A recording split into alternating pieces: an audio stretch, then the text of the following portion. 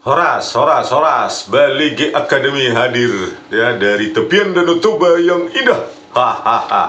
Oke, kali ini kita akan membahas ya, siapa sih hakim-hakim yang memvonis lepas kedua polisi terdakwa ya, yang masih hidup ya, karena ada 3 katanya terdakwanya, yaitu pertama adalah Fikri Ramadan Tawainela, yang kedua adalah Yusmin Ohorela, yang ketiga adalah katanya mati kecelakaan dengan Scoopy katanya. Padahal sudah kita baca beritanya itu sangat kontroversial, yaitu Elwira Priyadi Jendrato ya, mati dengan kecelakaan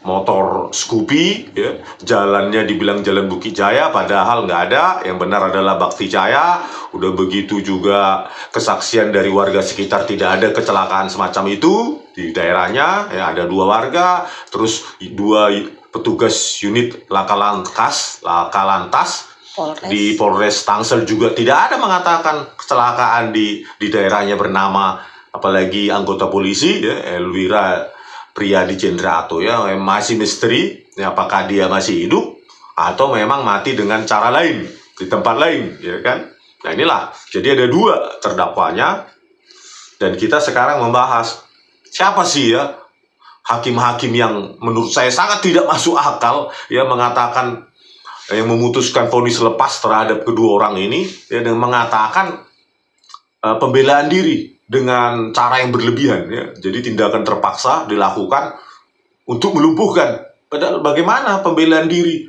kalau sampai 2-4 tembakan di dada kiri konsisten lagi. Kalau melumpuhkan kan kena telinga aja sudah kesakitan kan. Kena ke lutut aja pasti sudah lumpuh. Ya. Bagaimana cara berpikir ketiga hakim ini memutuskan ya? Apakah ada Jarod Richard saat itu? Ya, Jarod Richard yang punya 1 triliun dan 50 kilogram emas itu yang menjadi mafia perkara kan? Karena terbukti ya, Hakim Agung yang menolak kasasi Laskar FPI itu ya, 6 Laskar FPI tersebut ya, Hakim Ghazal Basaleh ya, di kasus lain menerima suap totalnya sampai 62,8 miliar ya. Udah sangat berpengalaman dia menerima suap itu. Itulah hakim penolak kasasi 6 Laskar FPI ya. Bisa jadi ini juga ketiga hakim berikut ini gitu loh. Bagaimana dia tidak ada otaknya ya, argumennya pembelaan diri, tapi bisa sampai 4 kali tembakan di dada kiri konsisten. Pembelaan diri macam apa lah itu coba?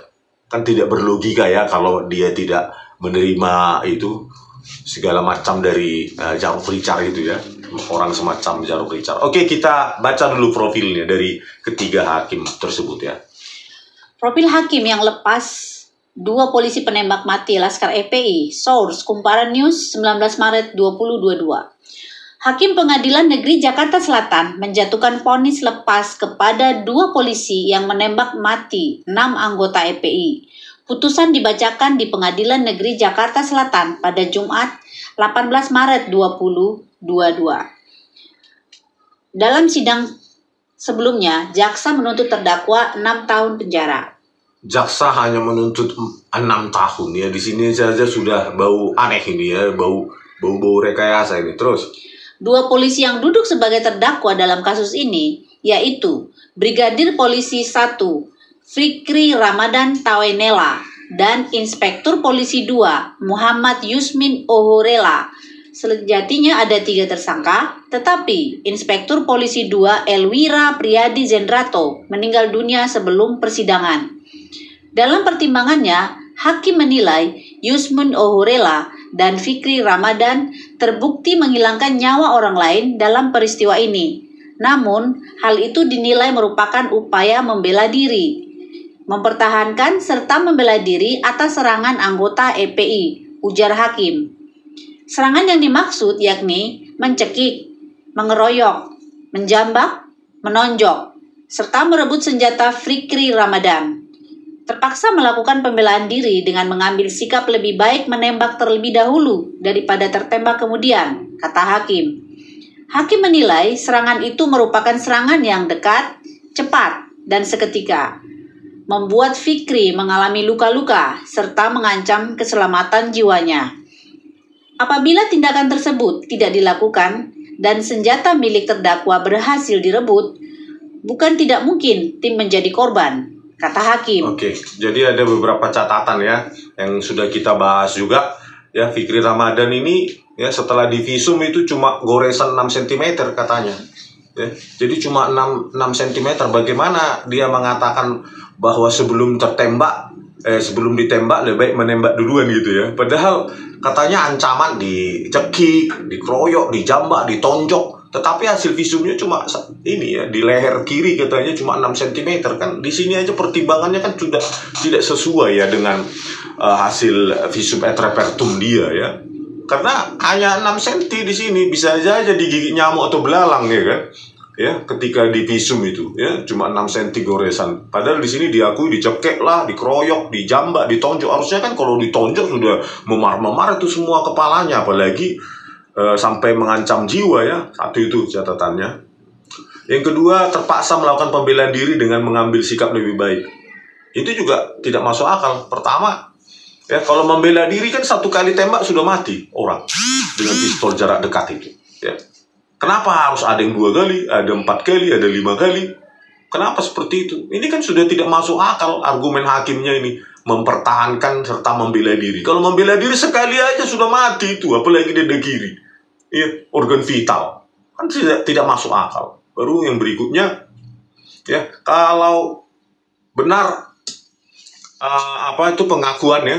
Karena ini pengakuannya dari orang yang hidup. Dan itu dari polisi yang terdakwa itu. Karena yang korbannya tewas. Jadi tidak ada verifikasi dari tewas ini yang 6 laskar FPI ini. Ya, jadi semua adalah bergantung dari Fikri Ramadan sama Yusmin Orela dan lainnya ya.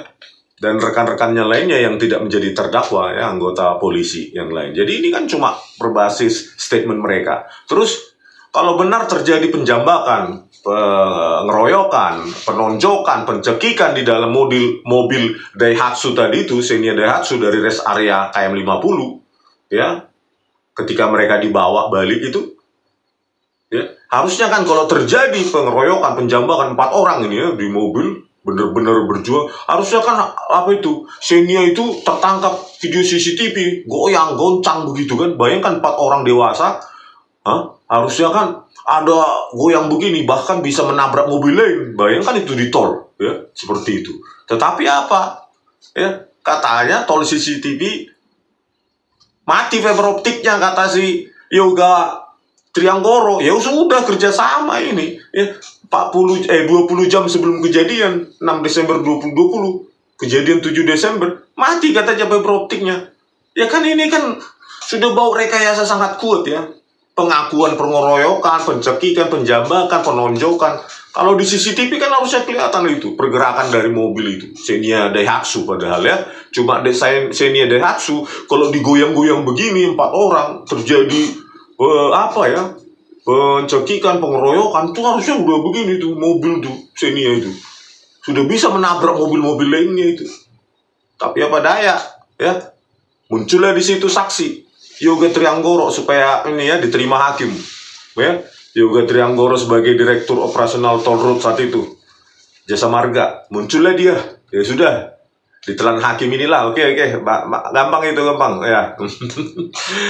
Ya, semua dari kesaksian dan kesaksian, tidak ada bukti ilmiah untuk membackup pernyataan pengeroyokan, pencekikan, penjambakan, penonjokan. Ya, satu-satunya bukti adalah visum et repertum. Cuma leher di sebelah kiri 6 cm. Mana dijambak, mana ditonjok. Harusnya kan kalau ditonjok sudah berdarah-darah itu. Ya. Oke, lanjut.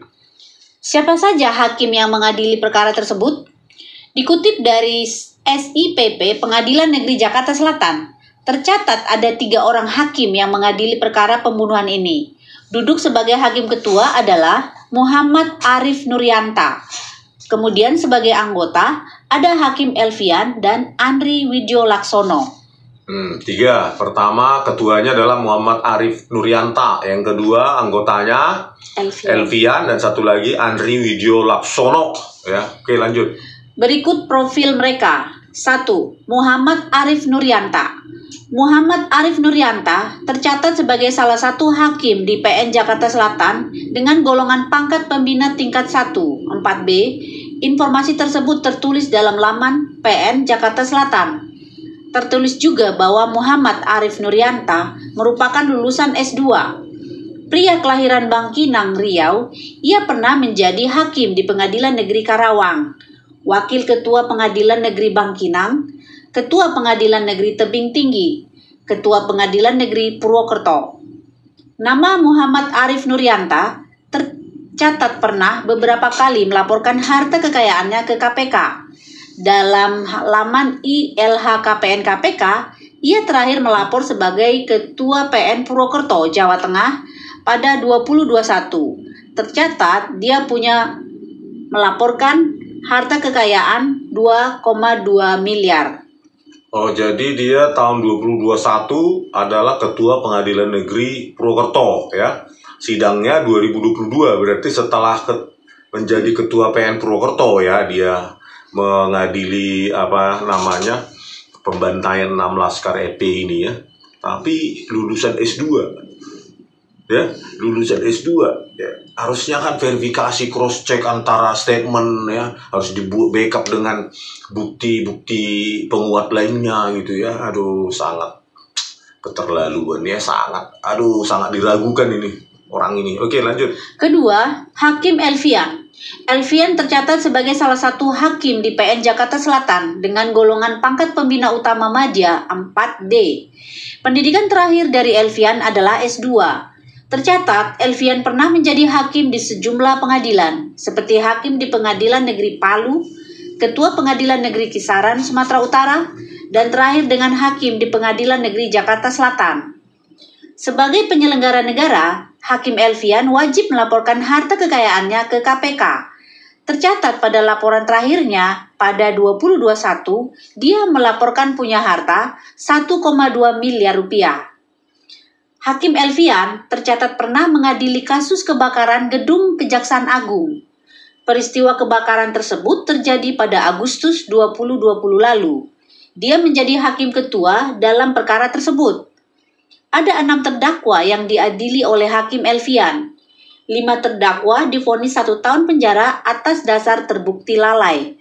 Sementara 1 terdakwa yang merupakan mandor divonis bebas. Jadi, Hakim Elvian inilah yang mengadili kasus kebakaran gedung Kejaksaan Agung itu ya? Oh, yang hanya divonis berapa itu? 1 tahun? 1 tahun penjara. Dan itu lalai. Pekerjanya ya, apa? Iya. Tukangnya atau apa ya? Iya. Lalai karena mau Untung cuci rokok, itu ya? apa? Untung rokok. Nantilah kita bahas itu ya berikutnya. Elvian ini ya mengadili ini sama ya, lulusan sarjana S2. strata 2, magister hukum berarti mungkin. Terus sangat diragukan logikanya ini ya sangat diragukan logikanya perihal tadi argumen-argumen saya tadi tersebut ya. Masa semua statement itu ditelan bulat-bulat dari kedua terdakwa dan rekan-rekan polisinya tanpa di backup oleh bukti apapun ya, baik CCTV, komunikasi digital dan lainnya. Oke, lanjut. 3. Hakim Andri Widyolaksono. Andri Widyolaksono tercatat sebagai salah satu hakim di PN Jakarta Selatan dengan golongan pangkat pembina utama muda 4C. Pria lulusan pendidikan S2 ini sebelumnya pernah menjadi hakim di sejumlah pengadilan, mulai dari Ketua Pengadilan Negeri Merauke pada 2014, Ketua Pengadilan Negeri Limboto, Gorontalo, lalu dia juga tercatat pernah menjadi Ketua Pengadilan Negeri Jombang. Jabatan tersebut ia emban sebelum menjadi hakim di Pengadilan Negeri Jakarta Selatan. Sebagai penyelenggara negara, Andri Widyolaksono wajib melaporkan harta kekayaannya ke KPK. Dalam laman ILHKPN tercatat ia pernah melapor dalam jabatan Ketua PN Jombang dengan kekayaan 1,4 miliar rupiah. Hakim Andri Widyolaksono juga pernah menjadi pengadil tunggal dalam pra-peradilan Yahya Walloni terkait kasus penistaan agama dan ujaran kebencian. Namun, pra-peradilan tersebut tak sampai vonis sebab Yahya Walloni mencabut gugatan. Jadi dari sini kesimpulannya harusnya mereka orang-orang yang intelektual ya, lulusan S2 semua gitu. Tapi pertimbangan tidak ada penyesuaian antara bukti dengan statement ya, sangat disayangkan. Jadi makanya saya bilang apakah ini hakim yang merupakan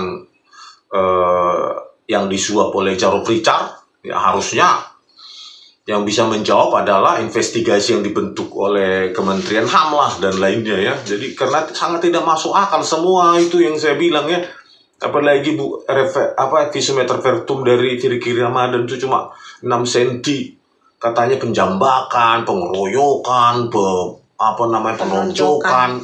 Harusnya kan kok penonjokan, apalagi orang dewasa nonjok begitu pasti hidup itu pun bisa patah. Ya. Mata juga bisa memar, bibir pecah pasti itu, gigi mungkin putus. Tapi hanya 6 cm dan itu diterima oleh para hakim ini ya. Oke. Inilah hasil putusan mereka. Menimbang bahwa alasan-alasan yang menghapuskan pidana dibedakan menjadi 1. Alasan pembenar, yaitu alasan yang menghapuskan sifat melawan hukum sehingga apa yang dilakukan oleh terdakwa menjadi perbuatan yang patut dan benar. 2. Alasan pemaaf, yaitu alasan yang menghapuskan kesalahan terdakwa. Perbuatan yang dilakukan oleh terdakwa tetap bersifat melawan hukum. Jadi, tetap merupakan perbuatan pidana, tetapi ia tidak dipidana karena tidak ada kesalahan. 3. Alasan penghapus penuntutan. Di sini masalahnya bukan ada alasan pembenar maupun alasan pemaaf. Jadi, tidak ada pikiran mengenai sifat perbuatan maupun sifat orang yang melakukan perbuatan. Yang menjadi pertimbangan di sini ialah kepentingan umum. Kalau perkaranya tidak dituntut, tentunya yang melakukan perbuatan tidak dapat dijatuhi pidana. Oke, ya alasan pembenar, alasan menghapuskan sifat melawan hukum. Oh, jadi pembenar ya, menghapuskan sifat melawan hukum. Jadi terdakwa menjadi perbuatan yang patut. Apa yang dilakukan terdakwa patut dan benar. Terus alasan pemaaf, alasan yang menghapuskan kesalahan terdakwa, bersifat melawan hukum tetapi tidak dipidana karena tidak ada kesalahan ya. Jadi alasan pembenar, pemaaf, itulah kira-kira pertimbangannya untuk membebaskan atau memvonis lepas kedua terpidana tersebut. Oke, lanjut. Mengadili. 1. Menyatakan terdakwa Muhammad Yusmin Ohorela tersebut di atas telah terbukti melakukan tindak pidana sebagaimana dakwaan primer penuntut umum. 2. Menyatakan perbuatan terdakwa Muhammad Yusmin Ohorela melakukan tindak pidana sebagaimana dakwaan primer penuntut umum adalah karena pembelaan terpaksa nudware dan pembelaan terpaksa melampaui batas nudware excess. 3. Menyatakan bahwa kepada terdakwa tidak dapat dijatuhi pidana karena adanya alasan pembenar dan alasan pemaaf. 4. Melepaskan terdakwa oleh karena itu dari segala tuntutan hukum. 5. Memulihkan hak-hak terdakwa dalam kemampuan, kedudukan, harkat, serta martabatnya. Jadi ya, bayangkanlah ini ya, saya sangat sedih lihat pengadilan di Indonesia ini. 6 tewas ya, vonis lepas. Bayangkanlah ya. 6 tewas, mungkin mereka pikir bukan karena bukan keluarganya ya, para hakim itu ya. 6 tewas dan semua pertimbangannya itu dari orang-orang yang hidup itu. Baik kedua terdakwa ya dan rekan-rekan polisinya. Ya, semua tidak ada di backup oleh saksi-saksi yang kita duga itu palsu ya. Yoga Trianggoro ya sebagai direktur operasi ya, Toll Road Jasa Marga, nggak ada dia bawa bukti, oh inilah metadata dari kami di log activity kami di sini, tabel-tabelnya inilah benar, ada event-event mencatat kejadian bahwa no signal atau apa gitu loh di itu pada jam-jam tertentu. Tidak ada, semuanya ditelan mentah-mentah dan dijadikan pertimbangan oleh hakim ini ya. Padahal ya tadi sering saya bilang ya, pengeroyokan, pencekikan, penjambakan, nonjokan cuma di sini kiri 6 cm tidak dipertimbangkan kan, tetapi dipertimbangkan oleh hakim kasasi Desnayeti ya. yang menerima kasasi tersebut gitu di Hakim Agung ya. Tetapi orang ini ya inilah kualitasnya ya, pembenar dan pemaaf, dan dipulihkan hak-hak terdakwa. Bayangin 6 tewas ya, ya 4 atau 5 itu tembak di dada kiri diakui sebagai pembelaan diri dan diterima oleh hakim-hakim ini. 4 kali ditembak pembelaan diri dong. Hakim macam apa lah ini kayak gini? Bayangkan kalau kita di sidang begini, kualitas hakimnya kayak begini, nggak tahu saya. Masih bisa diterima, masuk akal. 4 kali ditembak merupakan pembelaan diri karena apa? Katanya pembelaan terpaksa dan not where, dan pembelaan terpaksa melampaui batas, not where excess. 4 kali. Ada yang 5 kali, ada yang kepalanya ditembak juga sampai tembus ke belakang. Kulit terkelupas, punggung terkelupas. Ya, kelamin diinjak. Ya bek. Oke pemirsa ya, kita akan angkat terus kasus ini. Ya, bukan apa-apa. Supaya Pak Prabowo Subianto menaruh interest di sini. Memberikan perhatian di sini. Pak, inilah saatnya Anda membuktikan bahwa Anda pro rakyat, bukan pro pada prekayasa dan mafia hukum. Oke, sekian dan terima kasih dari kami Bali Academy di tepian Danau Toba yang indah. Horas!